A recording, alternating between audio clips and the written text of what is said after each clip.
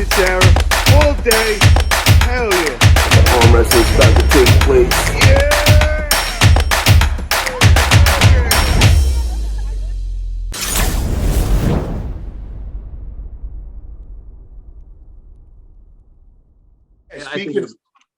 Speaking of that, we got February 12th. We got Engin Terzi's big East versus West card, and John's definitely one of the main events of that.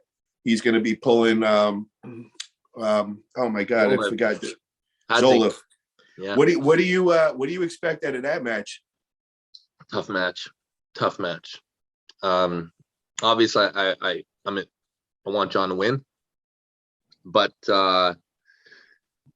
I think it's a very hard match. I think that there's a few things that really concern me. The biggest concern of mine is the endurance factor. Okay. I think that if it's close, which I believe it will be, John may have problems. He may. Being 57 and taking a break, the stamina will still take some time to come back. I still don't think that I think that John can still get better in this return, both in terms of strength, but more in terms of conditioning. I think that he may adopt a new style. I still think he's trying to arm wrestle the way he used to, and I really actually think he needs to adjust things because his body is not the same. I think his shoulder is healed up potentially a little bit, but I don't think it's the same wrist. I think he needs to change some things up. It'll be very interesting. It's a tough match. Hadzi Zoloev. The thing that really freaks me out about it is what Hadzi did to Godzilla. That speed, that hit was just wow. Right. And that's what I keep questioning. Will John be able to handle that hit? The thing is John will be smart enough to go to straps. Okay. So that's one thing. But then, is it a close match? Is it a close match? And if it's a close match, I fear that.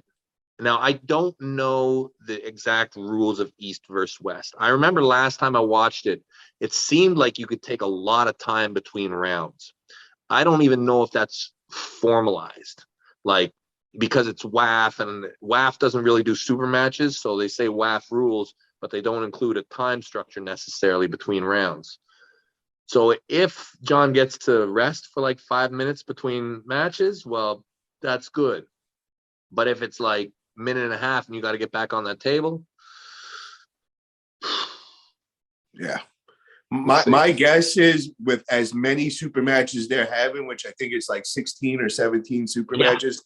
Yeah, I think they're going to have to do that 90 seconds. I don't see them being able to go any longer, or else we'll be there for probably longer than 24 hours. Yeah, they really should. I think that's an important part of Supermatch is getting that timing down and setting it, and sticking to it. I think it's a big part of how a guy trains, who the winner's going to be. I mean, there's a big difference between a minute break and 5 minutes break, big difference. That's why when we just threw our event last weekend with the pay-per-view, we didn't want to have no downtime. But now that I look back at it, I think we might have went a little too quick, So, I kind of want to get it a little longer. What did you go with?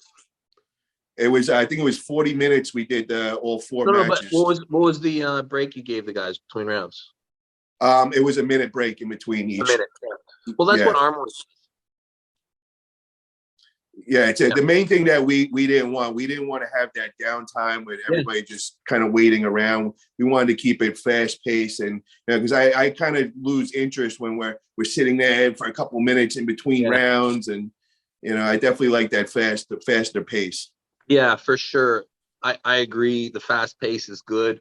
If you've got good cameras and mics that can get right in on what the guys are saying in between rounds, the minute and a half is I think it's okay.